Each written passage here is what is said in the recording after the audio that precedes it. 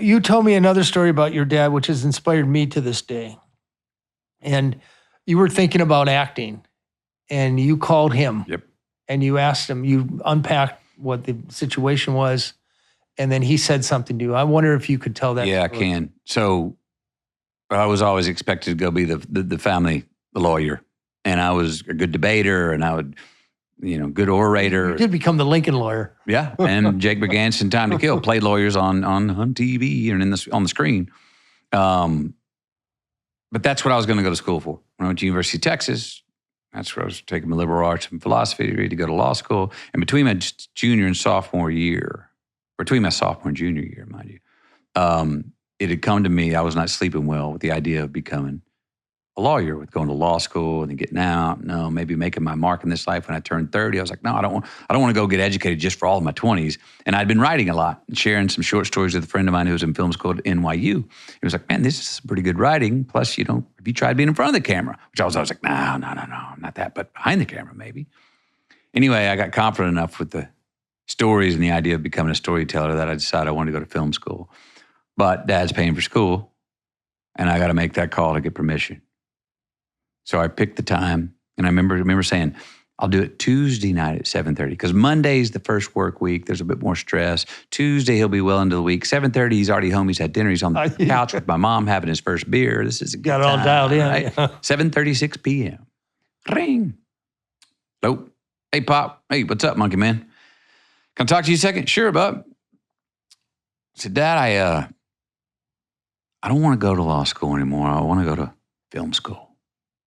That bead of sweat started down the back of my neck. Here it comes. I'm waiting to hear him go, you want to what, boy?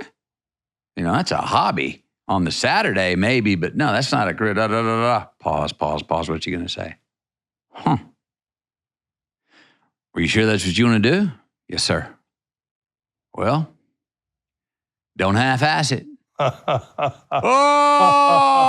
Oh, jet fuel, man. Yes. It was both permission and a warning. And leverage and kick in the backside and empowerment. Let's get it on. Don't half-ass it. Don't half-ass it. I love that. And, since I've shared that story, and I want to add this because I don't think I've shared this as much.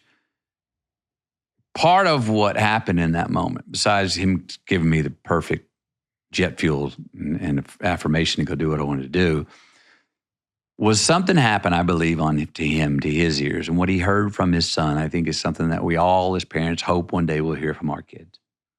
We've lined up guidelines for them. This ladder, here you go. If you do this, you can succeed in life, get a job and do these things. And this is how we do it.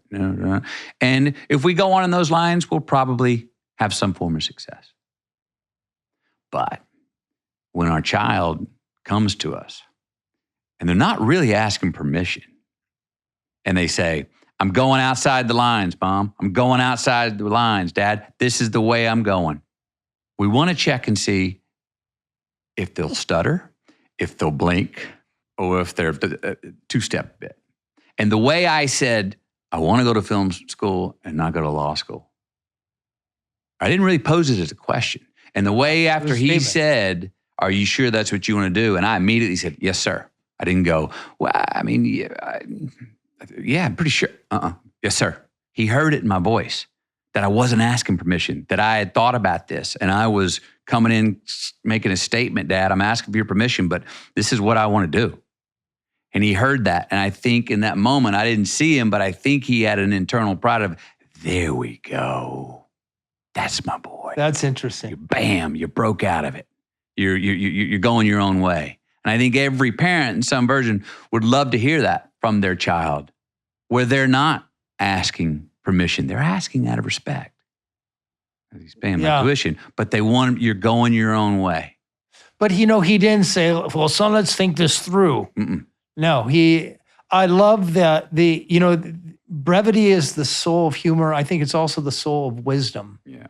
And rather than going on and on about this decision, to just say, don't half-ass it. Yeah.